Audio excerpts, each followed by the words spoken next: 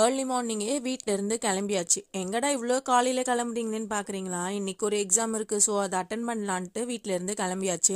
Exam என்னவோ 9:30 தான் start ஆகும். ஆனால் நாங்கள் டைமிங்க்கு ரீச் ஆகணும்னா இங்கேருந்து 2 hours கிட்ட ட்ராவல் பண்ணுற மாதிரி இருக்கும். ஸோ அதனால தான் காலையில் ஏர்லி மார்னிங்கே கிளம்பியாச்சு. சீக்கிரமாக எக்ஸாம்லாம் முடிச்சுட்டு வந்தாச்சு. எக்ஸாம் வந்து சோழிங்கநல்லூர் போட்டிருந்தாங்க. ஸோ இங்கேருந்து இவ்வளோ நேரம் ட்ராவல் பண்ணி போகிறோமே, அங்கே இருக்க எதாச்சும் சுற்றி பார்த்துட்டு வரலான்னு சொல்லிட்டு நான், என் பொண்ணு, என் ஹஸ்பண்ட் 3 பேருமே கிளம்பிட்டோம்.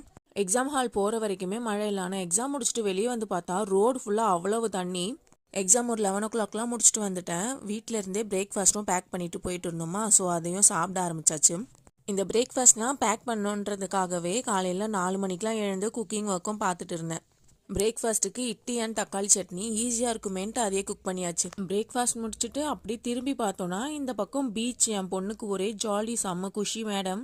ஏன்னா அந்த மேடம் தான் பீச்சுக்கு போகலான்ட்டு அவ்வளோ ஃபோர்ஸ் பண்ணி கூட்டிகிட்டு வந்தாங்க.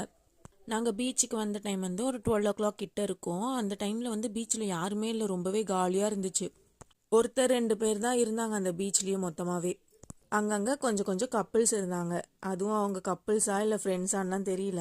பீச்சில் வந்து குளிக்கிறதுக்கெல்லாம் அலோடு இல்லை. கொஞ்ச நேரம் கால் மட்டும் நினச்சிட்டு போங்கன்ட்டு அங்கே இருந்த ஒரு அண்ணா மட்டும் சொல்லியிருந்தாரு.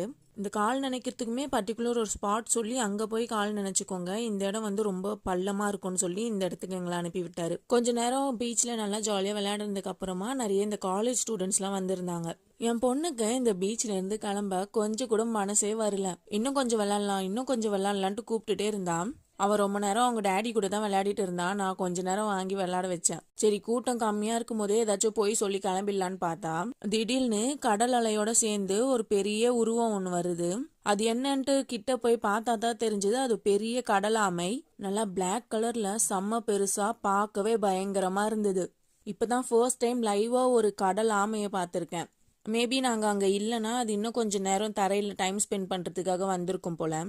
அதுக்கப்புறம் அது கடல் அலையோடவே சேர்ந்து கடலுக்குள்ளேயே போயிடுச்சு. நாங்களும் ஃபேமிலியாக கொஞ்சம் நேரம் டைம் ஸ்பெண்ட் பண்ணிட்டு இருந்தோம். அதுக்கப்புறம் லைட்டாக தூரல் போட ஆரம்பிச்சிச்சுன்ட்டு அங்கேருந்து கிளம்பிட்டோம். வண்டியில் ஏறி உட்காந்து கொஞ்ச நேரத்துலேயே செம்ம மழை வர ஆரம்பிச்சிருச்சு. இந்த மழையோட சவுண்டு கார் மேலே யாரோ கல்லை தூக்கி அடிக்கிற மாதிரி சவுண்டு பெருசாக இருந்துச்சு.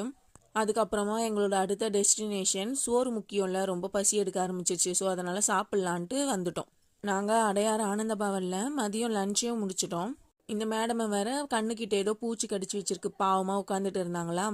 இப்போல்லாம் ஹோட்டலில் கொடுக்குற மீல்ஸ் வந்து சரியாக வயிற்றுக்கு பத்த மாட்டேங்குது. ஒருவேளை எனக்கு தான் அப்படி பத்த மாட்டேங்குதான்னு தெரியல.